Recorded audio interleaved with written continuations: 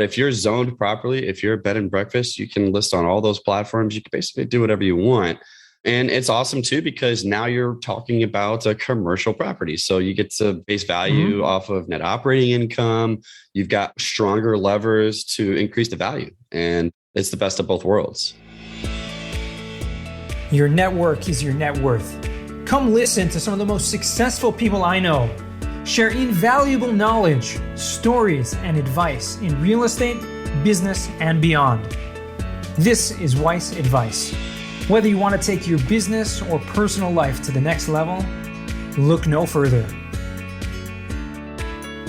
Welcome back to another episode of Weiss Advice. I am your host, as always, Yona Weiss, on this lovely journey we like to call a podcast, here with another incredible guest, Shawn DiMartile. What is going on from sunny San Diego? Hey, what's going on, Yona? It's good morning so far. It's going to be a bright, sunny day in San Diego, as always. So I'm happy, man. As always, that's absolutely. I actually lived in San Diego for a few years. Don't know if you knew that, but I did not. Went to SDSU, of all places. Oh, very cool. That's a beautiful college. It is. It wasn't when I was there. I mean, it was. Oh, really? But, they did in the last 20 years. I mean, I was there over 20 years ago. They did a lot of upgrades to the groundskeeping and things like that. But it was a nice place. At least you were in San Diego, man. I mean, hard to beat. Definitely hard to beat. One of the most beautiful cities in America that I've spent time in. So definitely love it there. And you're there full time investing in real estate, but I would imagine not so much in San Diego. Would I be correct in assuming that? You're correct. All of my properties are outside of San Diego, with the exception of one, which is my primary residence. That's a duplex that I turned into an Airbnb. Oh, cool. So you're renting out one side of it as an Airbnb? I'm actually renting out both now. Both cool. sides now. Yeah. So I got that initially with VA loan a couple of years ago, but now both sides are being rented out as an Airbnb. But that's the only really dabbling I've done in San Diego real estate, because it's kind of nuts here, obviously. Gotcha. So before we get into the thick of it, I want to give a little introduction and give our listeners a bit of context. Who is this Shawn DiMartile we're talking to? First of all, he is the co-host, I should say, of one of my favorite podcasts. Guys, if you are listening to this and you want to find another great real estate podcast, check out the Multifamily Takeoff podcast. Definitely one of my favorites out there. He is the co-founder of Pack 3 Capital. It's a multifamily investment company. They've done a bunch of deals with his partners and investing in mostly multifamily, right? That's right. We're just now dabbling into the boutique hotel space, but pretty much our whole portfolio is multifamily. Yeah. Awesome. And you mentioned in passing, you got your previous property with a VA loan. So give us a little background. Obviously, it sounds like you did some service. Tell us how you got started in real estate and what that transition was like. Yeah. So, if you go back, I did 5 years as an air traffic controller in the United States Navy, which is what initially brought me out here to San Diego. And I got into the real estate space because I had a friend that was a real estate agent, and I was grabbing coffee with him one time. And when I transitioned out of the Navy, I immediately started working for the FAA as an air traffic controller. And I started making good money and I wanted to invest. And this guy was like, dude, you should check out. And this is 6 years ago or something like that. He was like, you should check out this podcast called the Bigger Pockets Podcast and learn a little bit about real estate investing. Long story short, I did. And, I basically just jumped right in. I mean, I was sold. I was hearing all of these stories of people that sound just like me, everyday people that just buckled down, figured out, picked a strategy and started crushing it. So long story short, I completely liquidated my 401k. And I bought a 32 unit apartment complex with my partners. And right around the same time, I bought my duplex here in San Diego. And I bought that with the VA loan. That's zero down. All I had to do, there was even a funding fee with the VA loan. And I just rolled that into the loan. I literally spent zero money. Wow. And then got a duplex in San Diego, which is a great place to own real estate if you don't have to pay for it. Of course. I'm sure it's gone up in value quite a bit since then. Oh, absolutely. It's been going up 20% per year. So, I basically put the money in to furnish it and get it really nice for Airbnb. And that's been honestly my primary source of income since I quit the W-2 job. It's done so well for me. That's awesome. Yeah. That's amazing. I mean, I don't want to say it's passive because Airbnb is definitely not passive, but it's probably very little work involved on a daily or weekly basis? It's very little work involved, and I make it even less work involved because I'm a real big guy on technology and systems and automating things. And so most of my Airbnb activities are completely automated. I spend less than an hour a week on that property, and it does incredibly well for me. And by the way, just throw out a little plug for you as well. Yona did do a cost segregation study on that for me, and I ended up not having to pay any taxes one year, which was really cool. That's pretty cool. Yeah, good story, good plug there. Yeah. You guys can do it too. Anyone can do that. Yeah, I love it. I recommend it to all my friends that have like a decent size portfolio or decent size Airbnb or multifamily, obviously. Yeah, most properties can be beneficial when you're doing that. And I think what a lot of people don't understand is that, you think you have to have this huge portfolio. You think you have to have these huge commercial properties, or, it can't be done on Airbnbs, can't be done on single families. And really it can. And obviously this makes a difference between paying income tax or not paying income tax. And obviously as a multifamily investor like yourself, you're going to want to take those funds and roll it back into another deal, right? Exactly. That money is worth more to me today, especially with inflation and everything else. That money is worth more to me today to get that and then get it working for me. So 100%. I mean, it's a no-brainer. It is. I mean, it is for most people. What are you focusing on now? Like, is there one thing more than anything else? You mentioned the boutique hotel space you're looking into. Obviously, your main focus has been the multifamily, raise some money. I've seen a couple of deals you guys closed on recently. Mm-hmm. Is there a main focus, or are you kind of doing a few different things at once? The main focus has shifted to boutique hotels for sure. And honestly, away from multifamily for now. And that's just because that's where we see easy opportunity right now. You're well aware that multifamily has been absolutely on fire for the past several years. A lot of capital has been drawn to it, and the demand is through the roof, especially in the competitive markets. And it went from, okay, you got to underwrite 100 deals to find 5 good ones, make offers on them, and maybe get one. And then it went to like 200 and now like 500. And it's just so hard to find those good deals that meet the returns that the investors are now used to. And so we've been doing my partners and I, we have several Airbnbs. I have Airbnbs in Kentucky and Indianapolis. And we're like, okay, we started looking at these boutique hotels because a lot of municipalities are banning Airbnbs, restricting them severely. But if you get these boutique hotels, we're talking like 5-unit to 10-unit hotels, sometimes a little bigger, that are like cute bed and breakfast already. They don't look like a rundown Motel 6 kind of a thing. And they're value add opportunities. I mean, you can buy these things and operate them as Airbnbs on the Airbnb platform. You can renovate them and you can have just incredible cash flow. And the cool thing about it is you could find these deals just on LoopNet. I mean, it's like nobody cares about them for the most part. Like there's not a lot of people gunning for these things. Wow. And so, we're starting to see these opportunities, and like multifamily has been really tough for us, but we're just saying, hey, let's take what the defense has given us and go where the opportunity is. And so that's where we're focusing right now. That's awesome. We actually had Stacy Conti. I don't know if you know her, but she was on the podcast about a month ago, and she did a similar thing. And it was really interesting because specifically in markets that banned Airbnbs or banned, these, but if you have a hotel that is zoned for that purpose, you can kind of bypass that restriction, right? Exactly. And that's the exact strategy we're doing. You can find these markets where they have like really restrictive bans. There's not a whole lot of Airbnb listings. And those are the most perfect markets to find those in because, you're zoned properly. You're ready for it. People need those. Like the California coast has been a haven and an amazing place to own an Airbnb before the bans. And even San Diego is getting Airbnbs severely restricted. Wow. So those kind of markets, I mean, if you can pick up something that makes sense, it's just, you'll crush it. That's so interesting. And you can still list them on the Airbnb platform? Yeah, you can still list them on the Airbnb platform. And because really what these rules that the cities are putting in place are, they'll require you to have a permit for any stay that's less than 30 days, things like that. But if you're zoned properly, if you're a bed and breakfast, you can list on all those platforms. You can basically do whatever you want. And it's awesome too, because now you're talking about a commercial property. So you get to base value off of net operating income. You've got stronger levers to increase the value. And it's the best of both worlds. 100%. It sounds like an awesome opportunity. And when Stacy mentioned that last month, I was like, this is a great idea. Now you're telling me about it. I'm like, okay, I got to switch focuses here and find some and deals. One of the things I love about it too is like, multifamily, a great type of property to get is the value add. You can find maybe a mom and pop owner that's had this family owned property for a long time, and they haven't really kept up to speed with their finger on the pulse of how to really optimize their apartment. And so those are always the best deals to get because you can get it and do all sorts of things to raise the NOI.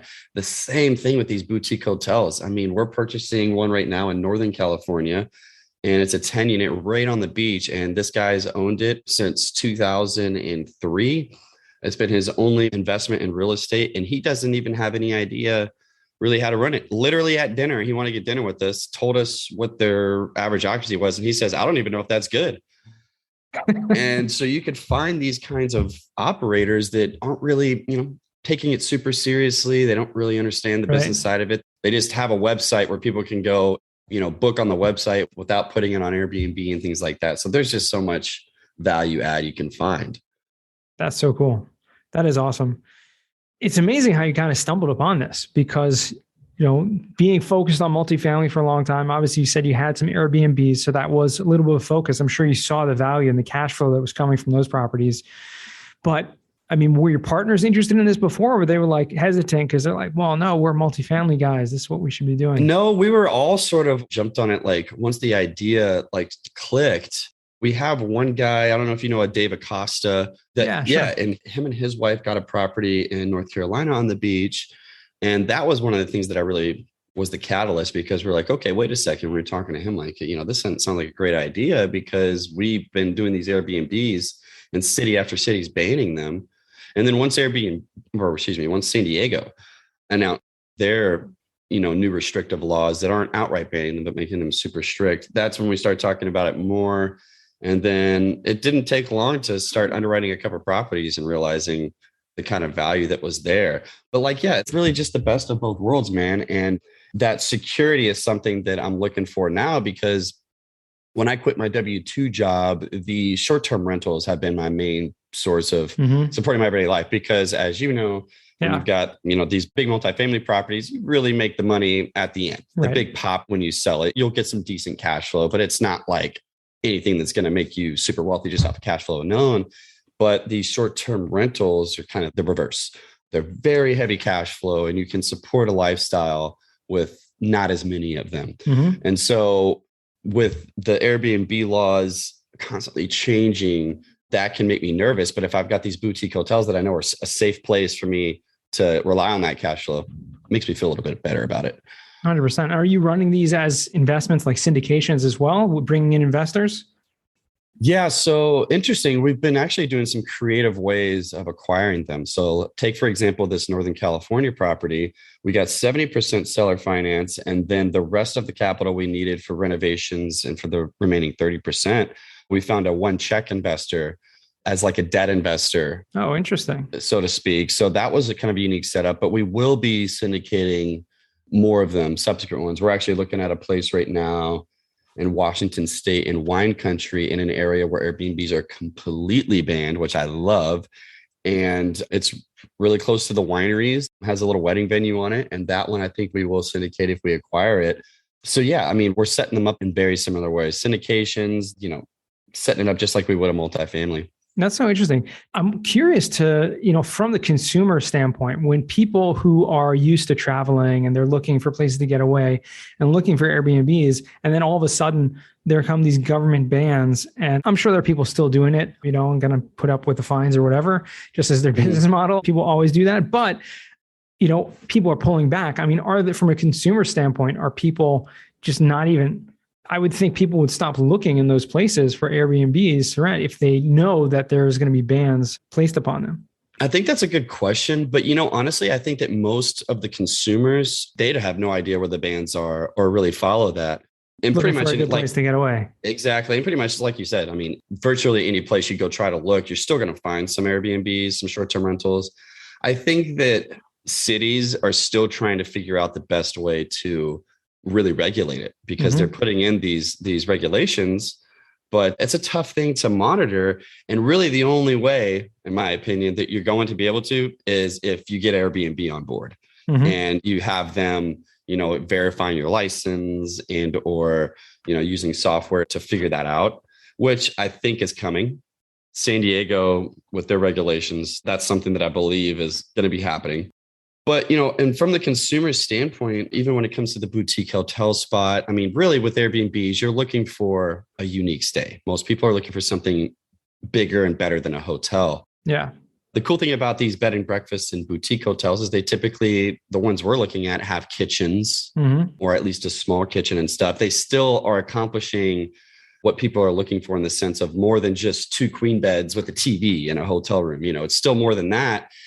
And I think that just the market share, because the market share of Airbnb now, I believe the last time I checked, is more than all the major hotel chains combined. Yeah. So people are just using that platform to look. So even hotels are booking on there now. So if you have a short-term rental, whether it's a boutique hotel or an Airbnb, and you're not listing it on the Airbnb platform, you're missing out on literally the biggest market share of short-term rentals on the planet. So if you're a boutique hotel operator and you're not on there, you're losing money. You're leaving money on the table. So that alone is just, whether you're in a market that bans it or not, if you have a short-term rental, it has to be on Airbnb. Yeah, for sure. I'm curious because most Airbnbs, I mean, there's a difference between like a bed and breakfast or a hotel, which may have a lot of amenities, including maybe meals or services and things like that, as opposed to just, an Airbnb where, it's really just an apartment or a little cottage or whatever it is, a little house or room sometimes, even that you're just renting out with a couple of beds. I mean, are you putting those type of amenities and hospitality services into these properties, or are you kind of transitioning them out of that into just, your typical type of Airbnb? Absolutely right. We are taking these and making them more of an Airbnb experience. So the Northern California property is a great example. We're going to literally shut down, because we just acquired this. We're literally shutting it down, completely renovating the inside and outside to make it more of like that uniqueness look to it. There's even going to be murals and stuff on the wall, kind of like you see a lot of Airbnbs have.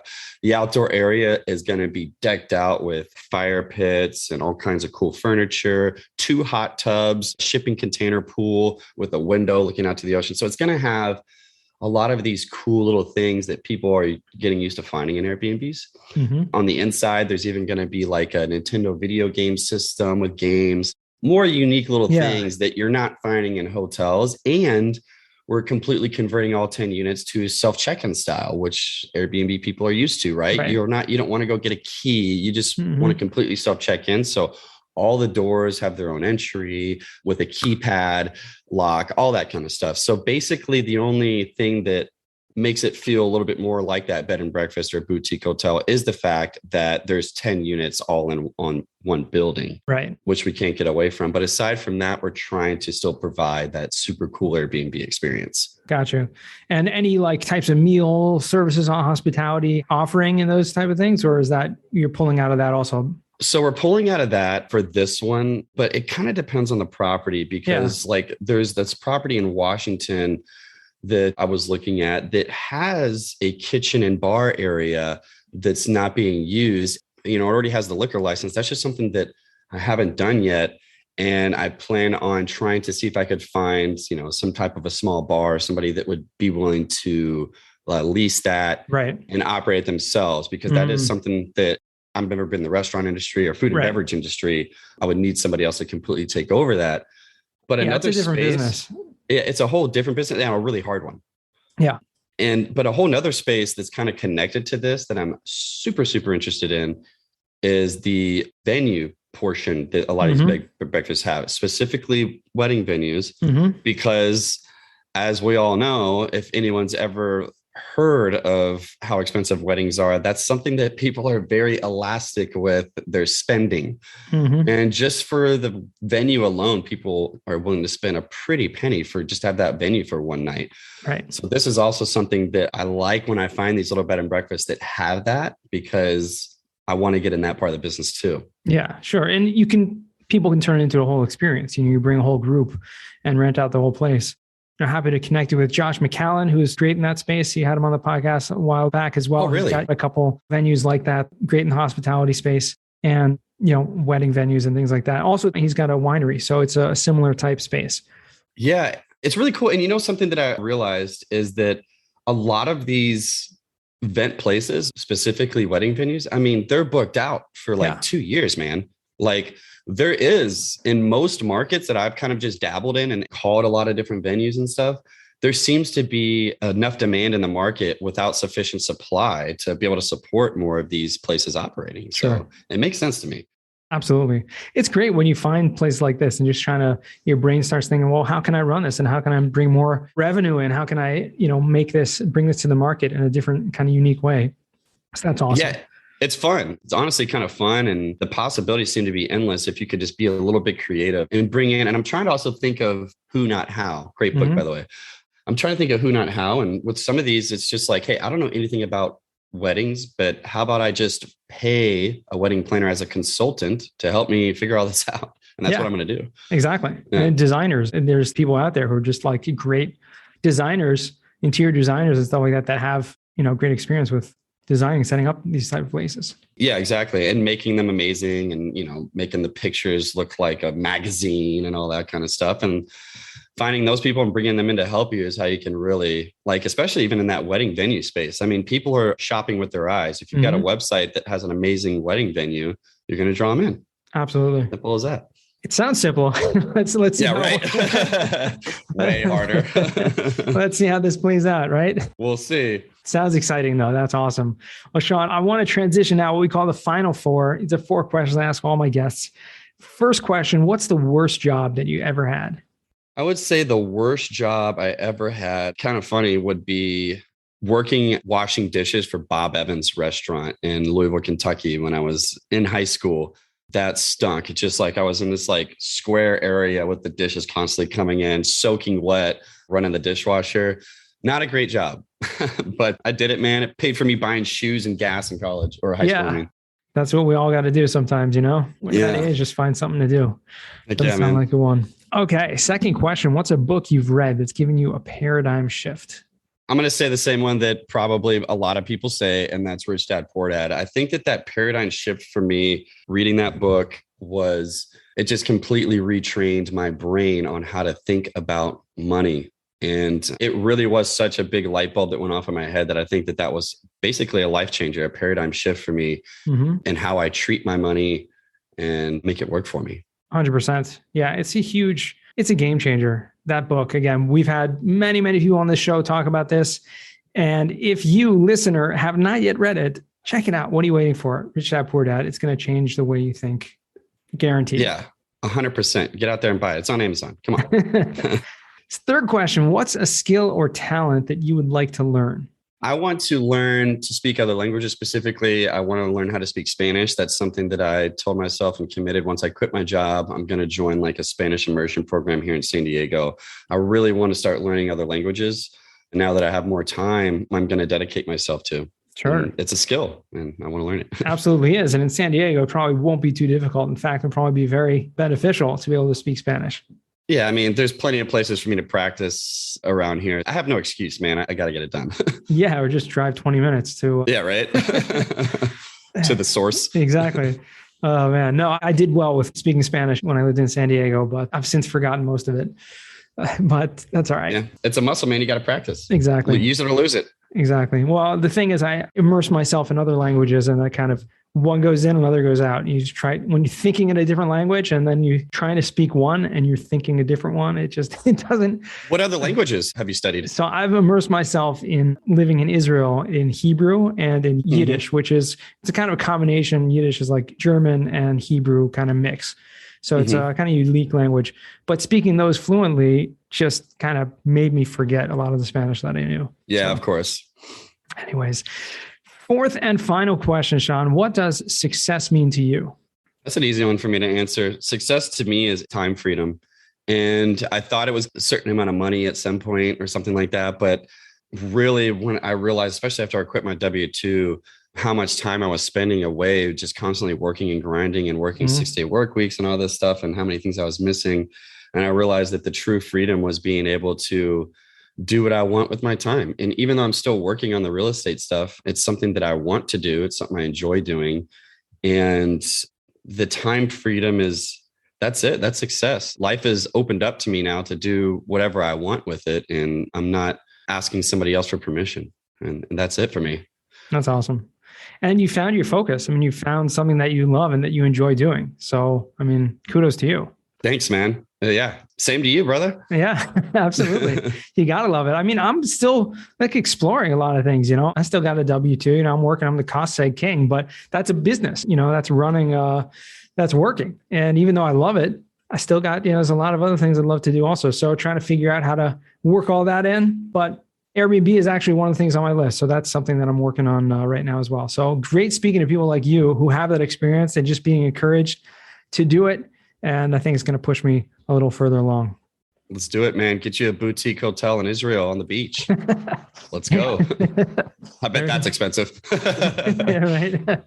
Yeah, that is for sure. But you never know. Definitely check it out. I'm actually looking on the coastal in the Carolina coast. So North Carolina beach. So we'll check that out. That's a good place. That's where David Costa's at, man. Got to hit him up. I definitely will. We got to keep back in touch. So Shawn, how can our listeners find you or reach out to you? Easy. Just go to our website, pac3capital.com. That's PAC, the number 3 capital, CAPITAL.com. You can reach out to us for whatever you want on there. Fill out the form if you want to come on our podcast or something like that, or if you want to invest, and I'll be the one to answer. Awesome. Well, guys, I highly encourage you to check them out and definitely check out their podcast. Because like I said, one of my favorites out there when I get a chance to listen, which isn't too often, but I do. It's definitely on my subscribe list. And I wish the rest of your day should be as great as it started. Thank you so much for having me on the show, Yona. I really appreciate it, man. We'll keep in touch. 100%. And to our listeners, thanks again for listening and joining all the way to the end. And remember, the best advice comes only when you ask. Real quick, I have one question for you. Did you like this episode? If you did, I want to ask you a huge favor. See, the biggest thing that helps this podcast grow and that will spread this message to the whole world is that if you leave a review, a rating, and subscribe to the podcast. What that does is it basically tells the platforms that this podcast is out on is that you like my stuff and I'm doing something right. So take a few seconds out of your day, hit that subscribe button, leave a rating or review. I would be extremely grateful. Also, I want to hear from you guys. So I want to hear some feedback. If you have any questions for future episodes, please find me on LinkedIn. Send me a DM, a connection request, Yona Weiss, and I'd love to hear from you.